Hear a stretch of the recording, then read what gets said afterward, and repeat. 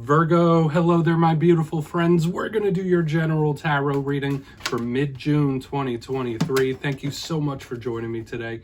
You know I appreciate each and every single one of you. So let's get right down to business as always and start you off with an oracle card here, just so we could dip our toes into energy and see what's going on for the lovely Virgo collective. I hope you're all doing fabulous, my friends. Let's shuffle it up one time, see what we got going for you. My guides, talk to me.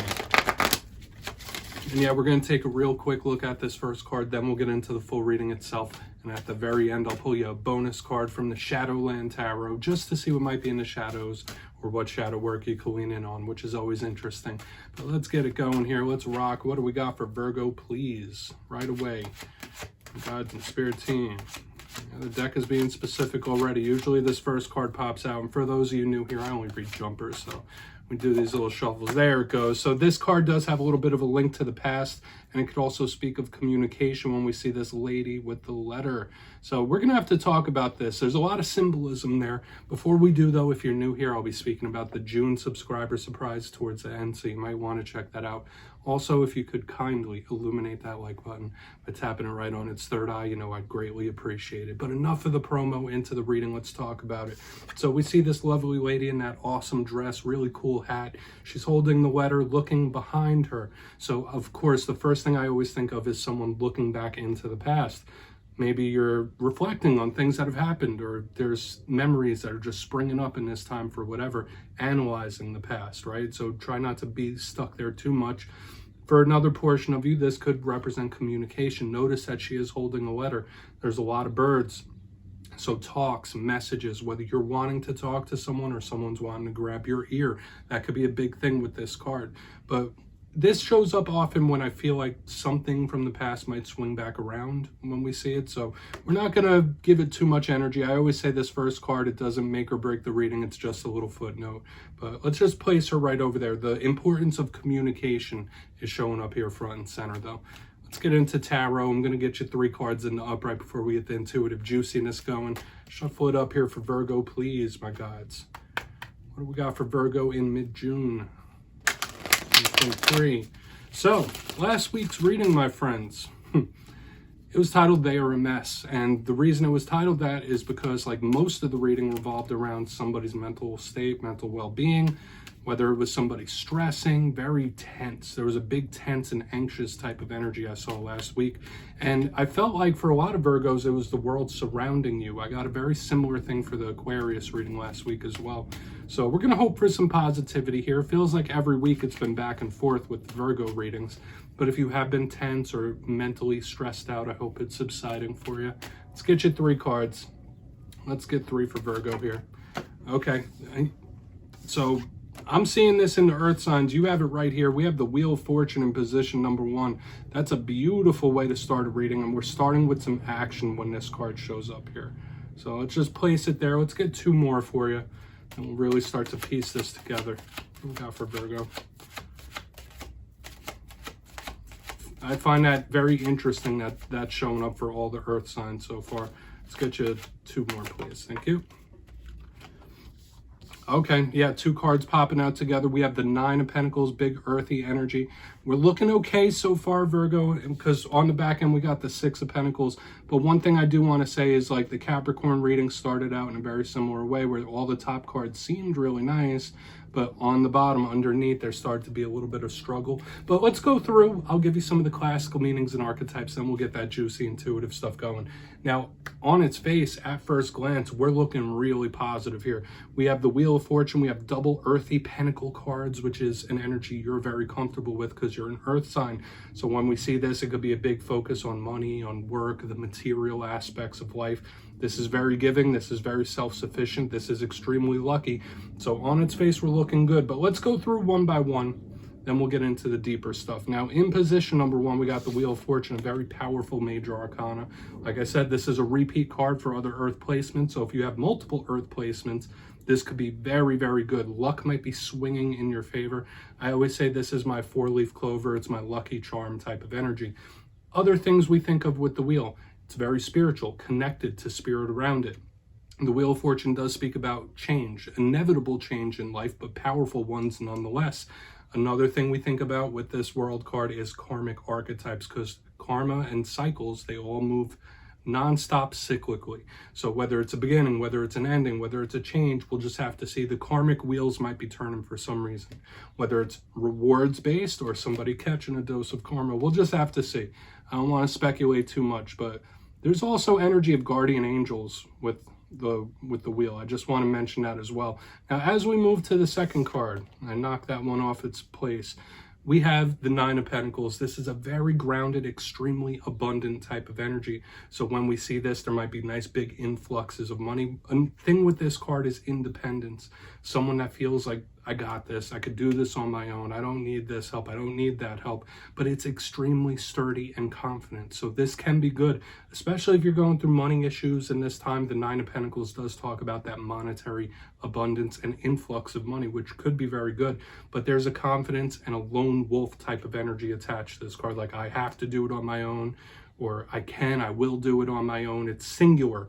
Okay, so the clarifier for this will be very, very important for the reading as a whole. Now, moving to the back end, this is where I feel like it gets interesting, extra interesting. We have the Six of Pentacles. Now, I feel like this links to the Oracle card a little bit in the beginning, and I'll explain why. This is an extremely giving type of card. It's a charitable, friendly type of energy as well. But for some reason, it's given me that communication vibe that we were seeing in the very beginning, right? Like, we do have all this good stuff. To me, when I see this, I feel like somebody wanting to put effort in, wanting to put energy into something. It could also talk about equality. It also has scales, so I'd need to mention, whenever I see scales, I think of Libra energy or I think of karmic.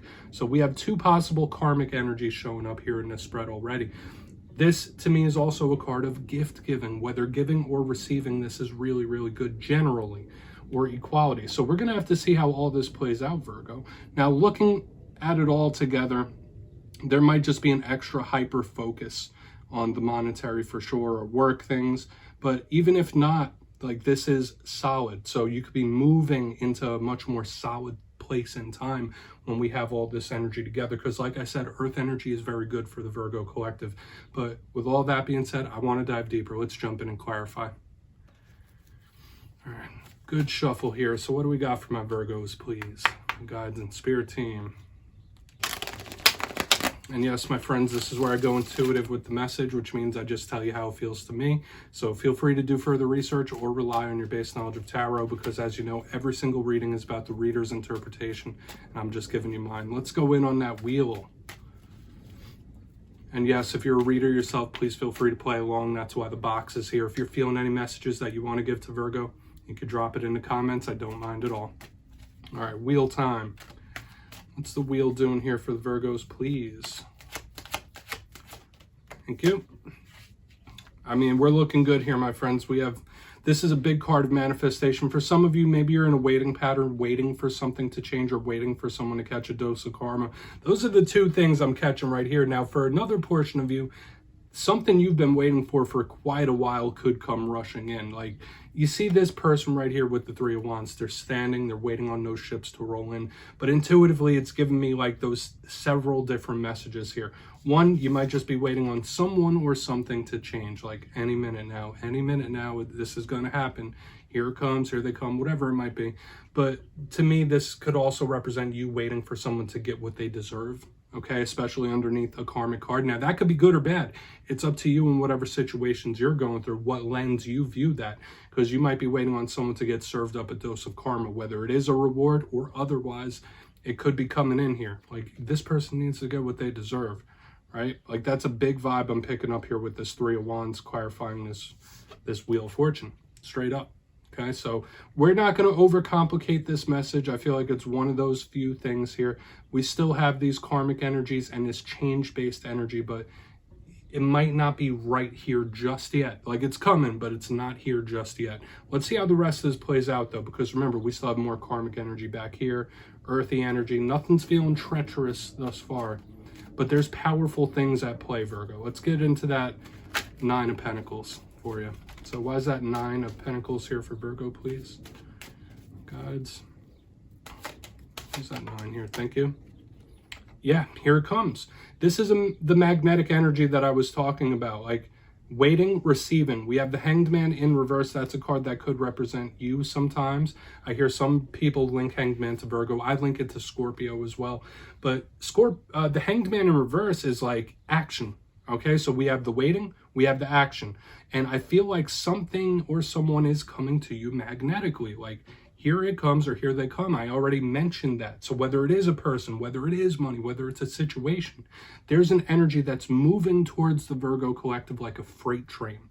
Okay, it's moving very, very fast here with this Hanged Man. So yeah, could it be karmic energy? Someone catching those possibly. Could this be a person? Sure. But the Hanged Man in reverse is like no more waiting. Like now it's a time for action. Now it's a time for movement. That's why I'm extra intrigued to see what happens when we get back to this Six of Pentacles for sure. Because this is telling me that like whatever it is that you might be on hold or waiting for could be coming in a lot quicker than you think. Okay, in all the categories I just mentioned. I know I keep adding messages to it. These are just making me feel a lot, Virgo. I feel like, yeah, it's straightforward, but there's a lot of layers. So you might be going through complex things in this time. But the energy is moving. It's not stagnant, that's for sure.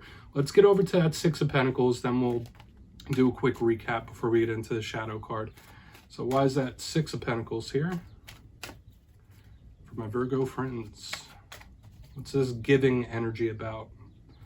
Guides and Spirit Team. Oh. Thank you. Boom. There it is. Like Houston, we've landed type of energy. We have the Ace of Wands underneath the Six of Pentacles. Like I said, it's like we're starting with a wait. Here comes this action and like just booming on the back end with this Ace of Wands. This is beautiful energy. Like here it comes, there it is. Like this is a completion of a good kind right here. Like something is going to go the way of a lot of the Virgo collective. Depends on what other placements you have in your chart. But to me, when I get this Ace of Wands clarifying this Six of Pentacles, this is beautiful giving energy, right? It's moving, it's fluid. For a lot of you, this could be some sort of gift coming in towards you, whether it's a gift from Spirit, a karmic reward, of course, that could be it as well. But when we get this Ace of Wands, it's a fired up, action-based type of energy, extremely motivated. So underneath this Six of Pentacles, there is something that could absolutely pay off or go your way here. I know I was saying a lot of other things, but this magnetic energy, it has no sign of slowing down. So I need to repeat it once again that, yeah, we start slow. It's like something building charge, building up, building up. Boom, it's starting to move quick, and then bang, it lands right on the back end. So like someone or something is coming towards the Virgos quick. Just energetically, physically, all of the above, someone or something is coming in hot.